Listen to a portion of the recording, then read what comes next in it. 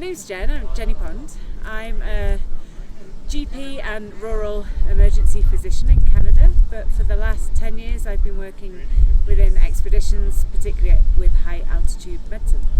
I ended up at base camp because back in 2009 I worked for a not-for-profit organisation called the Himalayan Rescue Association in a small village called Feriche on the Khumbu trail up to base camp. We spent 4 months there treating trekkers, and with the money the trekkers generated we could then treat the Nepalese virtually free of charge.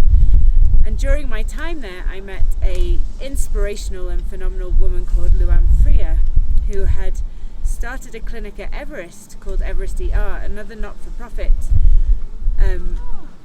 mainly to support Sherpas and porters and base camp staff, but also the climbers on Everest. And at that point she asked if I'd be prepared to go and work there, and I loved it and went back year after year for 3 to 4 seasons.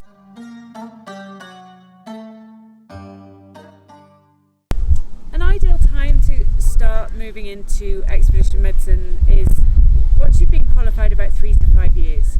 You need to be comfortable working single-handedly and in remote locations where you have very few resources. But it often helps when you're at a position in your career where you've maybe not had children or not settled. Not that that stops you, I've got 2 children, but where the world's still your oyster and you can go off and experience things. I think the HRA, I'll just wait for the helicopter.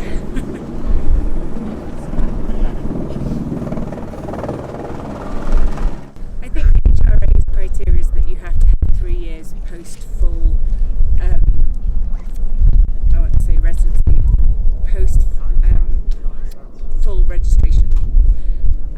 And at that point that's a really good time to do it because you're keen to learn, you're developing your clinical skills. It's a great way of honing clinical skills and expanding your knowledge and thinking outside the box.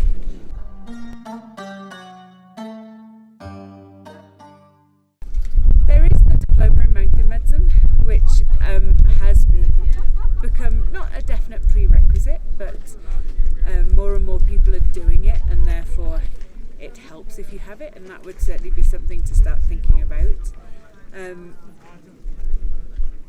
But just being keen and interested is the main thing. Being prepared to live in remote environments, live outside of your comfort zone, work outside of your comfort zone, are all you need to do.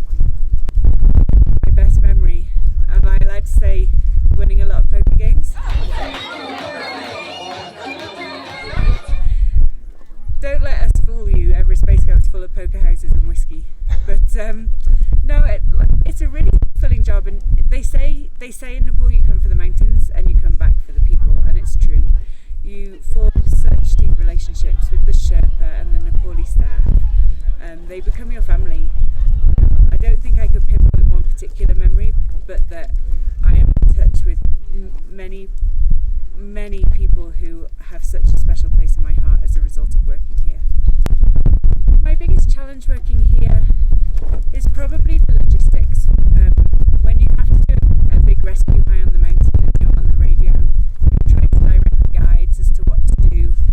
We have a fair idea of what equipment is on the mountain, but in your first few years here you have very limited knowledge of how far between camps it is and how long it takes, and so in the first few years I found it quite difficult working out the logistical issues of helping